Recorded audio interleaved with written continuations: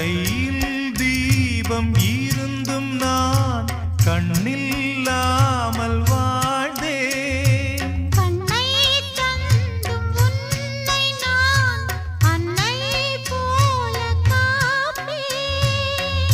வாழ்க்கை என்னும் பள்ளியில் என்னை சேர்க்கவா, வாழ்க்கை என்னும் பள்ளியில் என்னை சேர்க்கவா. விழிகள் ரெண்டும் பள்ளிக்கூடம் தொடங்கு கண்ணா புதிய பாடம். மடியில் சாய்ந்து படிக்க வேண்டும்.